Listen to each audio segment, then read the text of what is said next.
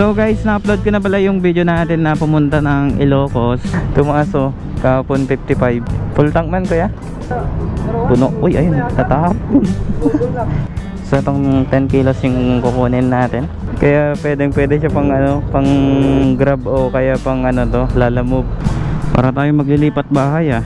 Oops, teka, bago ka magpatuloy sa aking video, huwag kalimutang mag-like, comment, subscribe. Ito yung araw na magpapagas tayo dito sa ating click. So last time na biyahe natin siya sa Gataran, yung araw na yun ay Sabado and ngayon ay Tuesday. So nagamit ko siya ng 3 araw pa. Kasi nung Sabado balikan lang din kami. So ngayong umaga ng Tuesday ay 1 bar na lang siya oh. So check natin kung ilang kilometer na yung natakbo niya. Kasi nag-reset tayo, di ba? So 160 kilometer. So may natitirang 1 bar. Titignan natin kung nagbago yung kanyang fuel consumption. Sobrang dumi pa nga ng ating motor, di ko pa nalinisan.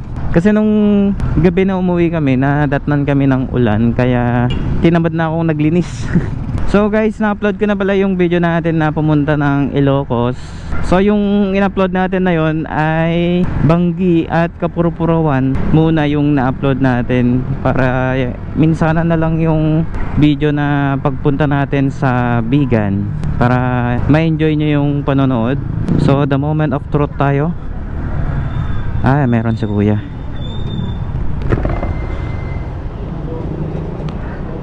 Ngumato Tumaso, kahapon 55. 2 pesos yung tinaas. Full tank man kuya? Bali 4.5 o 4.6 kamo na lang. Tapos ito umaapaw na. Puno. Uy, ayun, tatapon. Nasobrahan.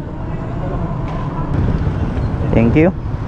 Check natin yung kanyang fuel. So bali nagamit kasi natin yan, nag-reset tayo sa may Carig. So sabihin na lang natin na nasa 165 km divided by 4.5.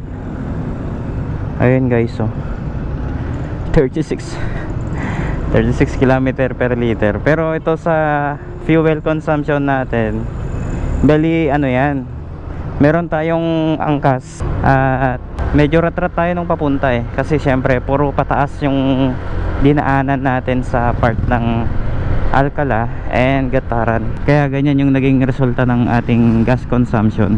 Pero sa palagay ko naman, kapag mag-isa natin ay mas lalong matipid pa. Siguro kaya nating mamit ang 40 km per liter pagka mag-isa tayo.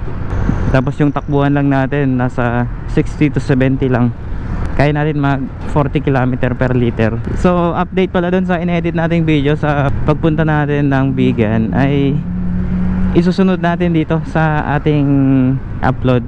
Hindi ko kasi pwedeng pagsabayin yon kapag ganun, kasi parang hindi masyadong napapansin. Kaya may mga ibang supporters na nagchat sa Facebook kung na-upload na ba natin yung video natin. So madami kasi tayong napuntahan na lugar kung saan makikita nyo sa ano natin, wala masyadong nakakapansin. So para sa awareness ng ating supporters ay every video natin ay i-update ko na lang na meron tayong upload na ganun. Kasi kapag hindi pala natin na-update, na biglang nag-upload tayo, ang pagkakalam nila na hindi natin video yun.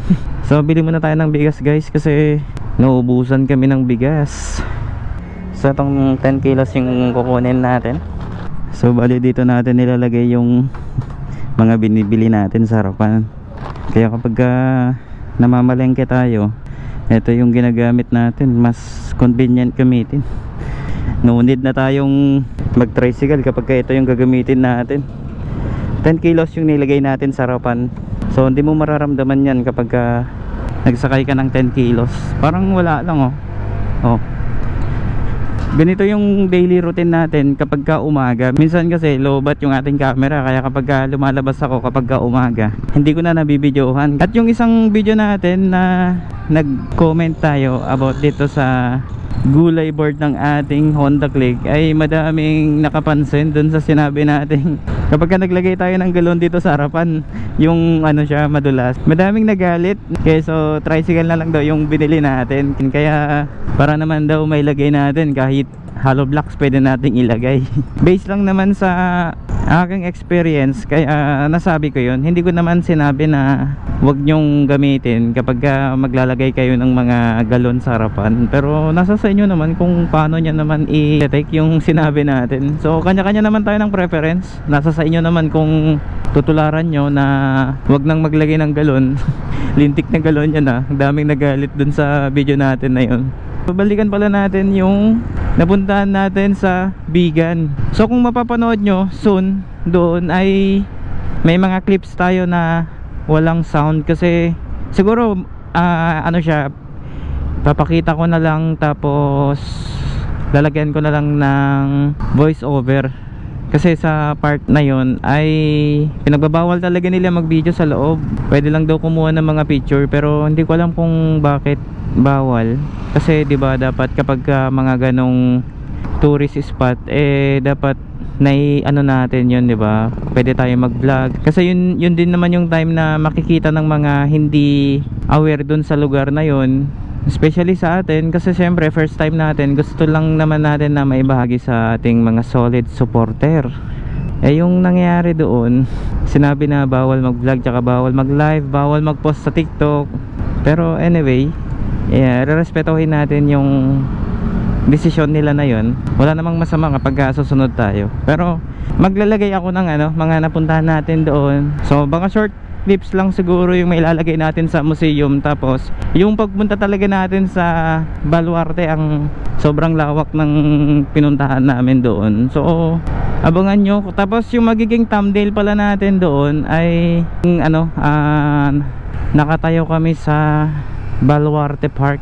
Dalawa kami ng partner ko. So dito kukunin ko naman yung pinalaundry namin, 'di ba? Sulit na yung karga natin, guys.